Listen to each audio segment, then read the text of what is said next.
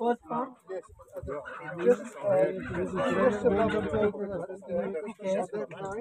you had grenade, drumstick,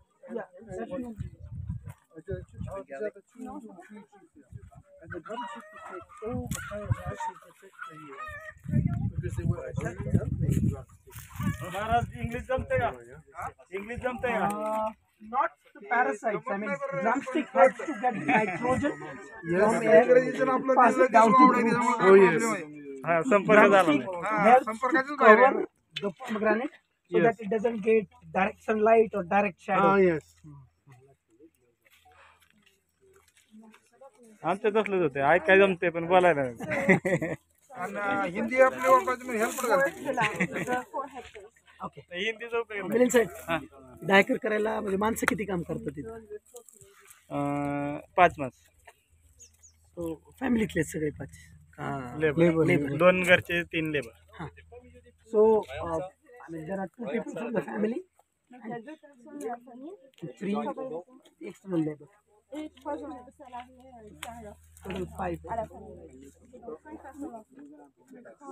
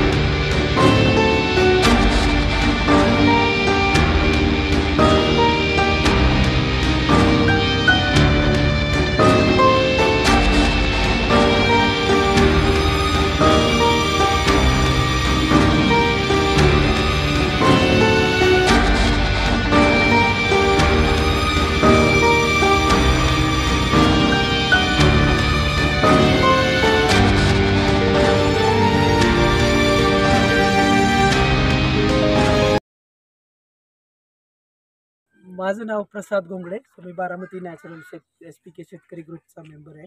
तो ते हे सांगतात की त्यांची एक संस्था आहे फार्मर्स डायलॉग इंटरनॅशनल. ती वेगवेगळ्या देशांमध्ये जाऊन तिथल्या लोकल शेतकऱ्यांशी संपर्क करते, तिथल्या शेतकऱ्यांशी डायलॉग करते, त्यांच्याशी चर्चा करते, त्यांच्या शेती पद्धतीबद्दल चर्चा करते. सो यावर्षी आत्ता त्यांची MRA हे पाचगणीमधली एक संस्था आहे, त्या संस्थेने एक मीटिंग भारतामध्ये ठेवली होती. त्याच्यासाठी ते भारतात आले होते. त्यांची शेड्यूल्ड व्हिजिट होती, पण आपल्याकडे दिल्लीमध्ये जे हे चाललंय शेतकऱ्यांचं आंदोलन चाललंय त्याच्यामुळे ती मीटिंग कॅन्सल झाली. पण त्यांनी त्यांचे तिकीट्स वगैरे केलेले होते, तर अल्टिमेटली ते इंडियामध्ये आले. आणि मग इंडियामध्ये आल्यानंतर त्यांना ती मीटिंग तर कॅन्सल झाली. मग त्याच FDIचे सदस्य आहेत आपले अभय शहा साहेब, जे बारामती वृद्धाश्रमाचे संचालक पण आहेत.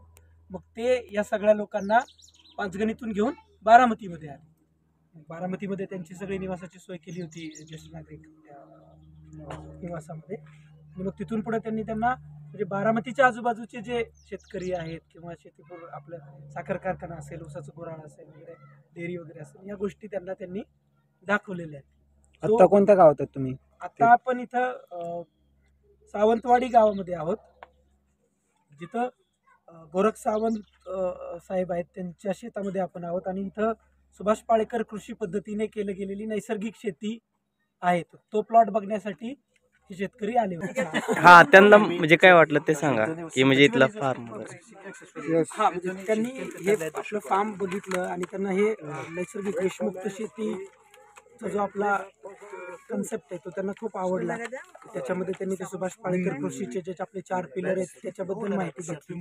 बीजामृत, जीवामृत, आच्छादन आणि वापसा. आणि त्यांना ते कृषी पद्धती आवडली. त्यांनी जे फार्म आपलं मिक्स क्रॉपिंगची जी पद्धत आहे ती त्यांना आवडली. आणि त्यांना नक्कीच परत इथं यायला पण आवडेल. Okay, thank you.